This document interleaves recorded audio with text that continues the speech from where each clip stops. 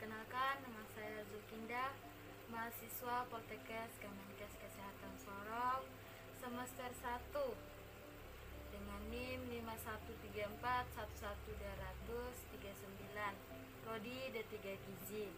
Pada kesempatan kali ini, saya beserta anggota kelompok saya ingin mempresentasikan hasil diskusi atau kelompok kami, yaitu kelompok 4. Pada video kali ini saya akan membahas tentang sistem saraf dan otak. Pengertian sistem saraf adalah sistem yang mengatur dan mengendalikan semua kegiatan aktivitas tubuh kita seperti berjalan, menggerakkan tangan, mengunyah makanan, dan lain-lainnya. Sistem saraf tersusun dari jutaan serabut sel saraf, yaitu neuron yang berkumpul membentukkan suatu berkas vaskulum. Neuron adalah komponen utama dalam sistem.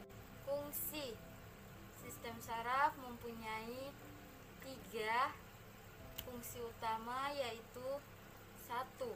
Pengatur atau pengendali kerja organ tubuh. 2. Pusat pengendali tanggapan. 3. Alat komunikasi dengan dunia luar. Baik, di sini ada struktur sel saraf. Struktur sel saraf yaitu neuron. Setiap neuron terdiri dari satu badan sel yang di dalamnya terdapat sitoplasma dan inti sel. Dari badan sel keluar 2 macam serabut saraf, yaitu dendrit dan akson atau neurit. Dendrit berfungsi menangkap dan mengirimkan impuls ke badan sel saraf, sedangkan akson berfungsi mengirimkan impuls dari badan sel ke jaringan lain. Akson biasanya sangat panjang, sebaliknya dendrit pendek. Di sini ada jenis-jenis sel saraf yang terbagi menjadi 5 bentuk jenis sel saraf, yaitu 1. Unipolar neuron. 2. Bipolar neuron. 3. Interneuron. 4. Piramidal sel. 5. Motor neuron. Terdapat 3 jenis sel saraf berdasarkan fungsi, yaitu 1. Sel saraf sensorik atau saraf eferen berfungsi menghantarkan rangsangan dari reseptor ke sumsum tulang belakang. 2. Sel saraf motorik atau saraf eferin yang berfungsi menghantarkan impuls motorik dari susunan saraf pusat ke efektor. Yang terakhir atau yang ketiga, sel saraf penghubung atau intermediate merupakan penghubung sel saraf yang satu dengan sel saraf yang lainnya. Sistem saraf berdasarkan letak kerjanya sistem saraf terdiri atas 3 bagian, yaitu 1. Sistem saraf pusat seperti otak dan sumsum tulang belakang. 2. Sistem saraf perifer atau tepi terdiri dari 12 pasang saraf serabut otak, yaitu saraf kranial, dan 31 pasang saraf sumsum tulang belakang, yaitu saraf spinal. Yang ketiga, sistem saraf autonom atau saraf tak sadar, yaitu susunan saraf simpatik dan susunan saraf parasimpatik. Assalamualaikum warahmatullahi wabarakatuh. Perkenalkan, nama saya Putri Jumianti Ponim Kapriati dari kelompok 4 dengan NIM 51341120033. Di sini saya akan melanjutkan presentasi dari teman saya.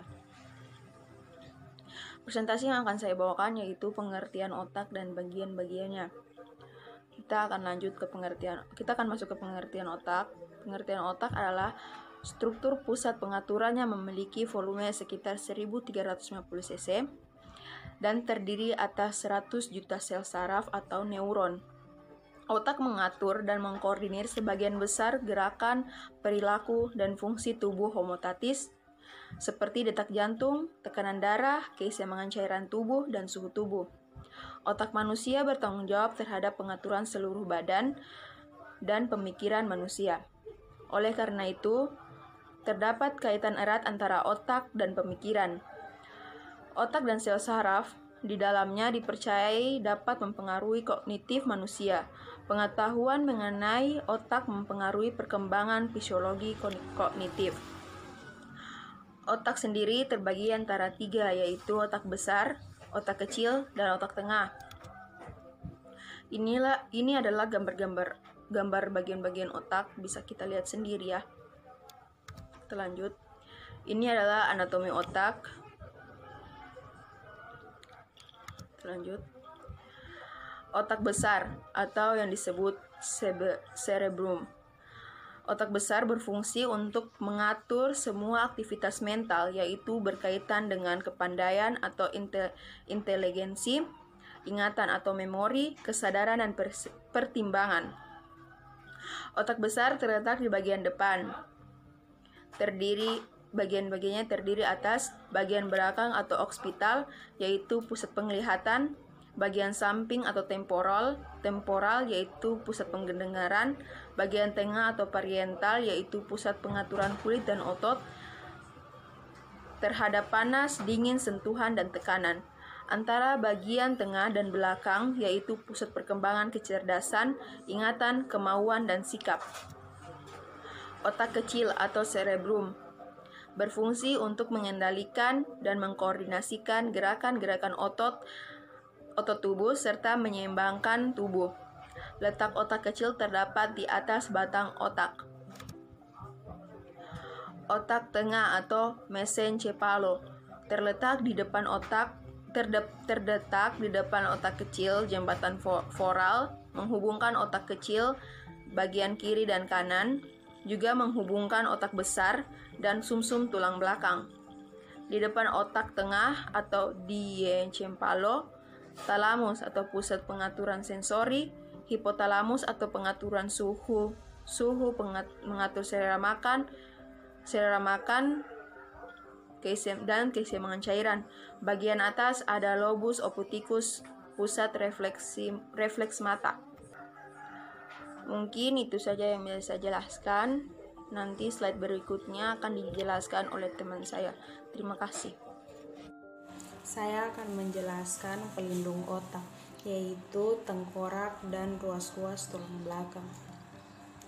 3 lapisan selaput otak, yaitu durameter yang bersatu dengan tengkorak atau yang melekat pada tulang belakang. Yang kedua, arachnoid, bantalan untuk melindungi otak dari bahaya kerusakan mekanik, berisi cairan cerebrospinal atau cairan limfa. Yang ketiga, diameter, penuh dengan pembuluh darah di permukaan otak, suplai oksigen dan nutrisi, mengangkut sisa metabolisme. Selanjutnya saya akan menjelaskan kranium. Kranium tersusun dari skull, durameter, arachnoid, dan diameter. Selanjutnya saya akan menjelaskan medula oblongata. Banyak mengandung ganglion otak, pusat pengatur gerak refleks fisiologis atau denyut jantung, pernafasan, pelebaran dan penyempitan pembuluh darah, bersin, dan batuk. Selanjutnya saya akan menjelaskan medula spinalis. Fungsinya yaitu Yang pertama, penghubung impuls dari dan ke otak. Yang kedua, memungkinkan jalan terpendek pada gerak refleks. Di bagian dalam ada yang pertama, akar dorsal yang mengandung neuron sensorik. Yang kedua, akar ventral yang mengandung neuron motorik. Pada bagian putih terdapat serabut saraf asosiasi. Selanjutnya saya akan menjelaskan sumsum tulang belakang. Sumsum tulang belakang tersusun dari materi abu-abu, materi putih, akar dorsal, ganglion tulang punggung, tanduk dorsal, saraf tulang punggung, tanduk ventral, akar ventral, cabang ditono.